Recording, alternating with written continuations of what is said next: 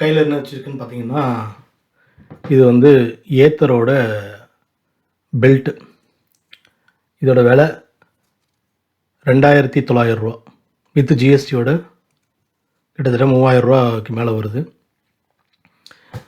இந்த பல்லு பார்த்தீங்கன்னா தெரியும்.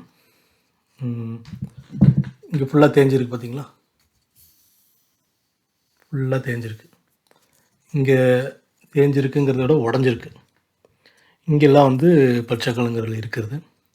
ஸோ இந்த பிரச்சனை வந்ததுனால நான் ஒரு 3 நாளைக்கு முன்னாடி வெளியே போயிட்டுருக்கும்போது வண்டி வந்து ஓடவே இல்லை, அப்படியே நின்றுச்சு. பயங்கர சத்தம். சரி, கொண்டு போயிட்டு பக்கத்தில் இருக்கிற ஏத்தர் ஷோரூம் தேடினேன். ஏத்தர் ஷோரூம் மட்டும்தான் இருந்தது. அங்கே சேல்ஸு மட்டும்தான், சர்வீஸ் எங்கே இல்லை அப்படின்ட்டாங்க கிண்டியில். அப்புறம் அங்கேருந்து அகெயின் தள்ளிட்டு வந்து கிண்டி மெட்ரோ பக்கத்தில் ஏத்தர் சர்வீஸ் சென்டர் இருந்தது. அங்கே கொடுத்துருந்தேன். கொடுத்தப்போ அவங்க என்ன சொல்லிட்டாங்கன்னா, இந்த ஸ்பேர் பார்ட்ஸ் இங்கே இல்லை, ஸோ வர்றதுக்கு எப்படியும் ஒரு 2-3 டேஸ்க்கு மேலே ஆகிடும் அப்படின்னு சொல்லிட்டு 1 வீக் கழித்து தான் எனக்கு வண்டி கொடுத்தாங்க. வண்டி கொடுக்கும்போது பில்லு பார்க்குறேன், இந்த ரேட் வந்துருந்தது.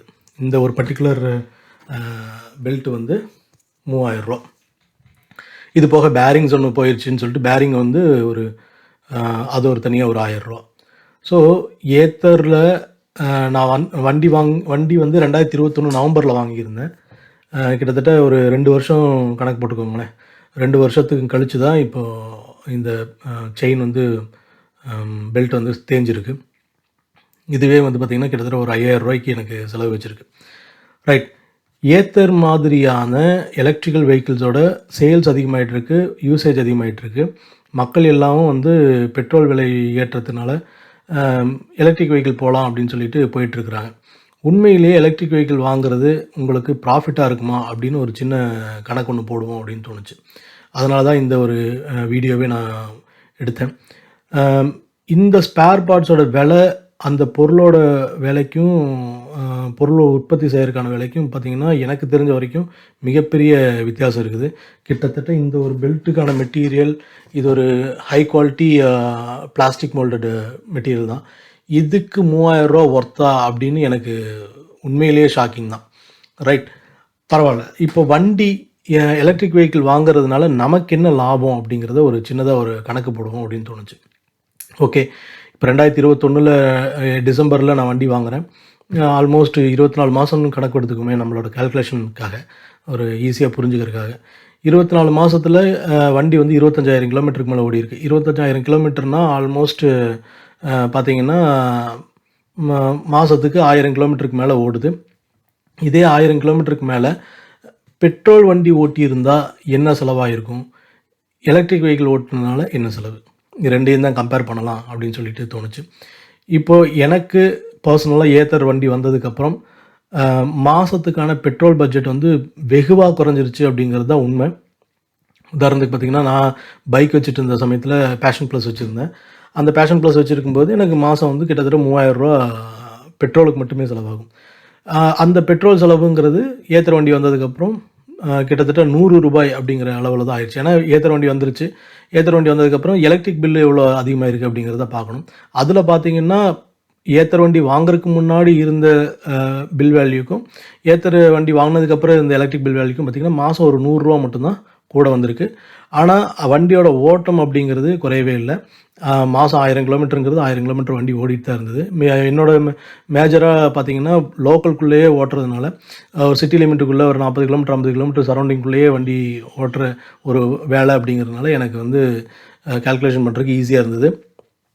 அந்த வகையில் பார்க்கும்போது எனக்கு மாதத்துக்கு ரூ. 100 கணக்கு போட்டாலும் வருஷம் 24 மாதத்துக்கு கிட்டத்தட்ட ரூ. 2400 மட்டும்தான் செலவாயிருக்கு இபி செலவில், பெட்ரோல் அதாவது இபி செலவில். இதுவே நான் வந்துட்டு என்னோடய பழைய பேஷன் ப்ளஸ் வச்சுருந்தேன்னா 25,000 கிலோமீட்டருக்கு வண்டி வந்து 40 கிலோமீட்டர் மைலேஜ்னு எடுத்துக்கிட்டாலும் 625 லிட்டர் வந்து நான் வண்டி பெட்ரோல் போட்டிருக்கணும். நான் ஒரு 62,500 பெட்ரோலுக்கு மட்டுமே செலவாயிருக்கும்.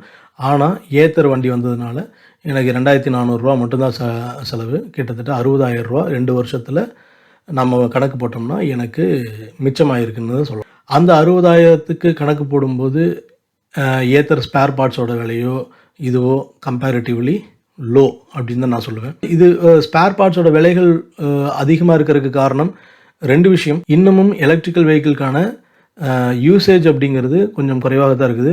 பெரும்பாலான மக்கள் அதிகமாக எலக்ட்ரிக் வெஹிக்கிள் யூஸ் பண்ணும்போது ஸ்பேர் பார்ட்ஸுக்கான விலைகள் குறையும். ஏன்னா உற்பத்தி அதிகரிக்கும். அதனால் வந்துட்டு ஸ்பேர் பார்ட்ஸோட விலைகள் குறையலாம். 2வது ஏத்தர் சர்வீஸ் சென்டர் அப்படின்னா என்னோட பர்சனல் எக்ஸ்பீரியன்ஸ் சர்வீஸ் சென்டர் அப்படிங்கிறது ஒரு குறிப்பிட்ட இடங்கள் மட்டும்தான் இருக்குது. அது மாதிரி இல்லாமல் பரவலாக சர்வீஸ் சென்டர் அதிகம் பண்ணணும் அப்படிங்கிறது என்னோட ஒப்பீனியன்.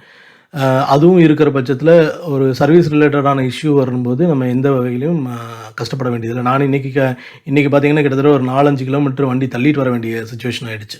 அந்த மாதிரி இல்லாமல் சர்வீஸ் சென்டர் தேடி அந்த பக்கத்தில் இருக்கிற 2-3 இடத்துல கேட்டப்போ அவங்க இல்லை நாங்கள் இது பண்ண மாட்டோம் அப்படின்ட்டாங்க. அங்கேருந்து நான் தள்ளிட்டு வர வேண்டிய சுச்சுவேஷன் வந்தது. அந்த மாதிரியான நிலைமைகளும் நாம் தவிர்க்க முடியும். நான் வாங்கும்போது 1,40,000 அதே விலைக்கு தான் இன்றைக்கி வந்து 23 லெவல் பெட்ரோல் வாகனத்தோட விலையும் இருக்குது. கிட்டத்தட்ட 80,000லேருந்து 1,00,000 வரைக்கும் வருது. பேஷன் ஆகட்டும், டிவிஎஸ் வண்டி ஆகட்டும், எதுவாக இருந்தாலும். ஸோ அந்த வண்டி வாங்கிறதுக்கான செலவுலையும் அந்த வண்டியை ஓட்டும்போது இருக்கிற ரன்னிங் எக்ஸ்பென்சஸ்ன்னு சொல்லப்படுற மெயின்டெனன்ஸு, ஆயில் மாற்றுறது, 3 மாதத்துக்கு ஒரு தடவை வந்து சர்வீஸ் விடுறது, மற்ற ரெகுலர் சர்வீஸ் பண்ணுறது போன்ற எந்த பிரச்சனைகளும் எலக்ட்ரிக் வெஹிக்கிளில் இல்லை. அந்த வகையிலையும் கிட்டத்தட்ட வருஷத்துக்கு ஒரு 2,000லேருந்து 5,000 வரைக்கும் நமக்கு சேவிங்ஸ் வந்திருக்கு. அதையும் கணக்கில் எடுத்துக்கொண்டால் கிட்டத்தட்ட இந்த 2 வருஷத்தில் எனக்கு 70,000த்துக்கு மேலான பணம் இந்த எலக்ட்ரிக் வெஹிக்கிளோட யூசேஜ்னால் எனக்கு சேவ் ஆகிருக்கு அப்படிங்கிறது தான் உண்மை. இப்போ வர ஸ்டடீஸ் வந்து என்ன சொல்லுது, எலக்ட்ரிக் வெஹிக்கிள்னால மாசுகள் அதிகமாக இருக்குது அப்படி இப்படின்லாம் ஒரு இன்ஃபர்மேஷன் வந்துட்டுருக்கு. அதில் பின்னாடி இருக்கிற அரசியலை வந்து நம்ம விலாவரியாக யோசிக்க வேண்டிய அவசியம் இல்லை. நமக்கு இப்போதைக்கு எலக்ட்ரிக் வெஹிக்கிள் யூஸ் பண்ணுறதுனால லாபமாக நஷ்டமானு பார்த்தோம்னா லாபம் மட்டுமே. ப்ரொவைடட் உங்களோட யூசேஜ் எப்படிப்பட்டதுங்கிறதையும் யோசிச்சுக்கோங்க. உங்களோட ரன்னிங் ஒரு நாளைக்கு வந்து ஒரு 50 கிலோமீட்டர் சரௌண்டிங்குள்ளேயே போகிறது வர்றது அப்படிங்கிற மாதிரி இருக்கிற பட்சத்தில் நீங்கள் எலக்ட்ரிக் வெஹிக்கிள் தாராளமாக வாங்கலாம். கண்டிப்பாக உங்களுக்கு அது சேவிங்ஸ் தான் கொடுக்கும். அது போக இல்லாமல் உங்களோட கன்வீனியன்ஸையும் பார்த்துக்கோங்க. நீங்கள் வந்து தனியாக நபராக வண்டியில் சுற்றுறீங்களா, இல்லாட்டி 2 பேராக போகிறீங்களா, இல்லை குடும்பம் இருக்கிறதா அப்படிங்கிறதையும் யோசிச்சுக்கோங்க. ஏன்னா எலக்ட்ரிக் வெஹிக்கிளோட லோடிங் கெப்பாசிட்டிங்கிறது கொஞ்சம் கம்மி தான். அதோட புல்லிங் பவர் அப்படிங்கிறதும் ரொம்ப கம்மி தான். 3வது நீங்கள் எலக்ட்ரிக் வெஹிக்கிளை வந்துட்டு இப்போ முடிஞ்ச வரைக்கும் அவங்க சொல்கிற ஆப்டிமம் ஸ்பீடில் மட்டுமே ரன் பண்ணும்போது தான் அது உங்களுக்கு லாபகரமானதாக இருக்கும். அதை விடுத்து ஹை ஸ்பீடில் போகிறோம் அப்படிங்கும்போது உங்களுக்கான மைலேஜ் ரொம்பவே குறையும். அது உங்களுடைய பர்ஃபார்மன்ஸை அதிகமாக காட்டினாலும் உங்களுக்கு செலவுகளை அதிகப்படுத்துவதாக அமையும். அந்த மாதிரியான சில விஷயங்களை எல்லாம் தவிர்த்துட்டு ப்ராப்பராக யூஸ் பண்ணிங்கன்னா எலக்ட்ரிக் வெஹிக்கிள் அப்படிங்கிறது உங்களுக்கு லாபம் தான். என்ன தான் உங்களோட ஸ்பேர் பார்ட்ஸோட விலை அதிகமாக இருந்தாலும் இன்னமும் எலக்ட்ரிக் வெஹிக்கிள் யூசேஜ்னால் தனிநபராக ஒருத்தருக்கு லாபம் அதிகம் என்பது தான் என்னோடய பர்சனல் எக்ஸ்பீரியன்ஸில் கிடைச்ச ஒரு ரிசல்ட்.